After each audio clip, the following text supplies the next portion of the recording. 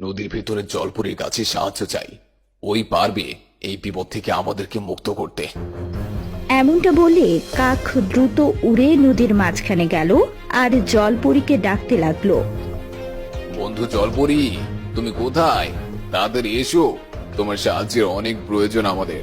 তুমি ছাড়া এই শয়তান বৃত্তিকে আর কেউই মারতে পারবে না, আর কারো ক্ষমতা নেই ওকে মারার। কাকের ডাক শুনে সেই নদী থেকে খুব সুন্দর একটা জলপরী উঠে এলো। কি হয়েছে কাক ভাই, সকাল সকাল আমাকে এভাবে ডাকাডাকি করছো কেন তুমি? আমার কাছে বেশি সময় নেই, তুমি নদীর পাড়ে চলো। সেখানে দুষ্টু পেতনি দুটো সাপের উপর অত্যাচার করছে। ওর যন্ত্রণায় অতিষ্ঠ হয়ে পড়েছে আমরা। এখন সময় এসেছে ওকে ওর উপযুক্ত শাস্তি দেওয়ার। কি বলছো? এতটা নিষ্ঠুর ওই পেতনি? আমি এক্ষুনি যাচ্ছি নদীর পাড়ে, তুমিও চলো।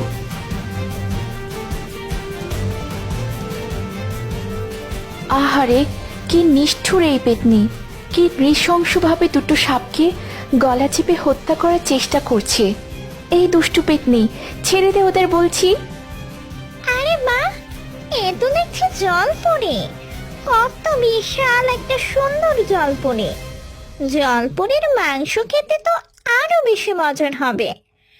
আর একটা জলপরি পরিয়ে আমি সারা মাস মাংস খেতে পারবো। বোকার মতো এই ছোট ছোট সাপ ধরে খাচ্ছিলাম এতদিন। জলপরীকে দেখে খুশি হয়ে পেতনি সেই সাপ দুটোকে ছেড়ে দিল। এত লোভ তোর, তুই আমাকে খাবি?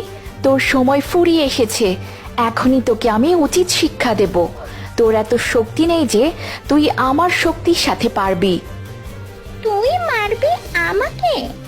আমার মতো শক্তিশালী পেতনি এই জঙ্গলে আর একটিও নেই। তুই আমার সাথে পারবি না। তোর দুষ্ট শক্তিকে আমার শক্তির কাছে হার মানতেই হবে। জলপরী এমনটা বলে রেগে গিয়ে তার সর্বোচ্চ দিয়ে পেতনির উপর জাদু করলো। পেতনিও পাল্টা জাদু করলো। এভাবে দুজন জাদু করতে করতে একসময় জলপরীর জাদুতে পেতনি সেখানে পড়ে মারা গেল। জলপরি, তোমাকে অসংখ্য ধন্যবাদ। এই দুষ্টু পেতনিকে তুমি মেরে আমাদের সবাইকে বাঁচালে।